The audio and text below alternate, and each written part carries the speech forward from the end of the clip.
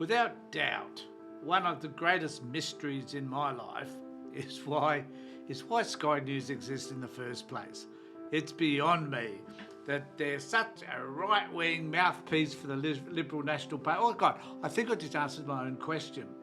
The reason why Sky News and people like Chris Kenny crap and shit all over the place is because they can. And the Murdoch press is in particular delighted, I think, with the type of crap that they produce.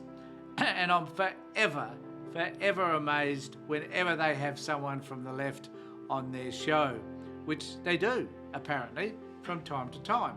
But nevertheless, it's the likes of Pauline Hanson that keep me completely befuddled about why it is that they do what they do.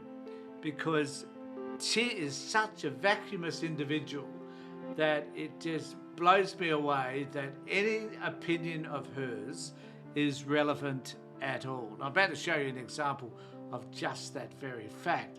But I guess the primary reason why Hanson does get any say whatsoever is because she so much fits into that little bubble that is Sky News and the Liberal Party network, even though we must remember that she is One Nation's leader and she's not a member of the Liberal Party. However, she may just as well be. She's just as crazy as the rest of them, and she is, as she mentions in this interview, she's been in Parliament now for 27 years.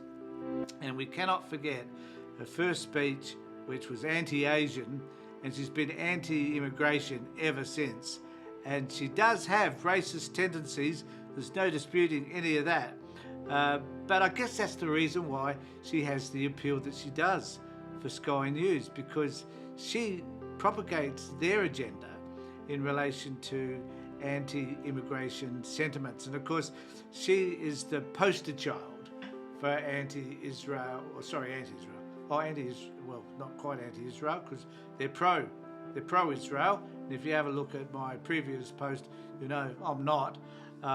But she is pro anything that is about keeping people out of this country who are not white, which is why she struggles with Indigenous issues, because she would basically like to get rid of those people as well.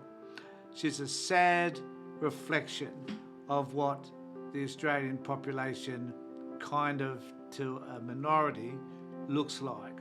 And Sky News keep dragging her out time and time again to spout her shit. And I'm just about to play you a post where she's spouting again. Now, she refers to Albanese as, pathetic, incompetent and hopeless.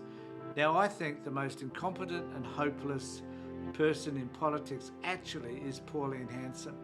So, to some extent, there's a degree of projection happening with Pauline about how she thinks and feels about herself, and it comes out, I guess, in the type of language that she chooses to use. So here she is. The One Nation leader, Pauline Hanson. She joins us live from Queensland. Good to talk to you again, Pauline. Now, you've seen a lot of Prime Ministers come and go. Have you ever seen one duck issues as much as this bloke?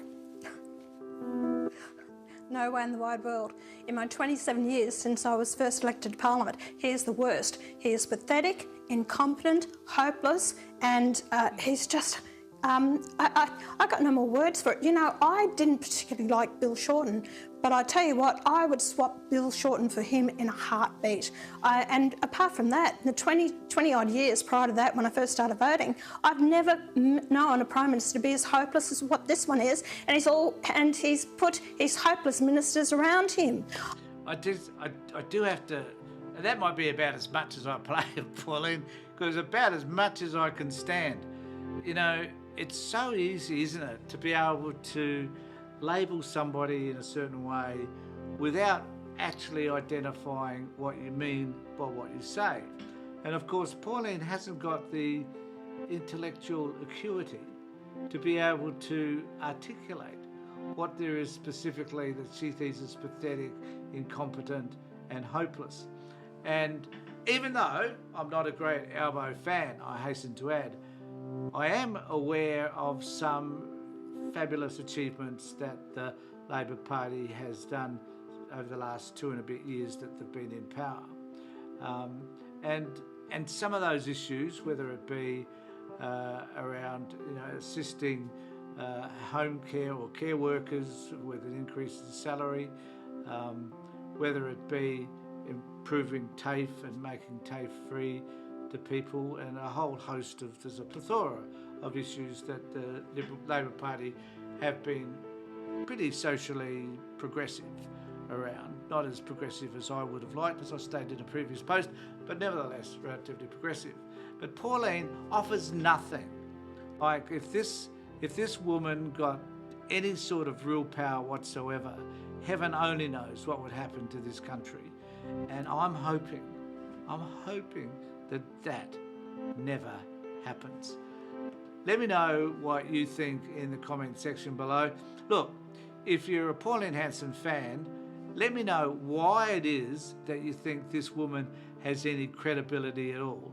I would be most interested to know, because she's, in my view, my humble view, and I've just been watching Hugh Mackay, and he was talking about how everything is such opinion-based these days. And I guess I have to fall into that category, because the stuff I talk about on my channel is opinion-based. And it's about my views, my values and my principles.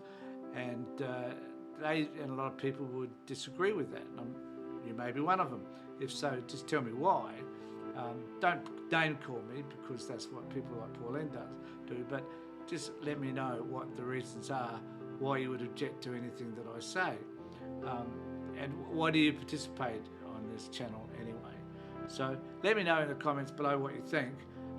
In the meantime, give us a view as to who Pauline Hanson is, and if you support her, why, and whether or not you think Sky News does their service, their organisation any good by having someone like Pauline spouting the crap that she does.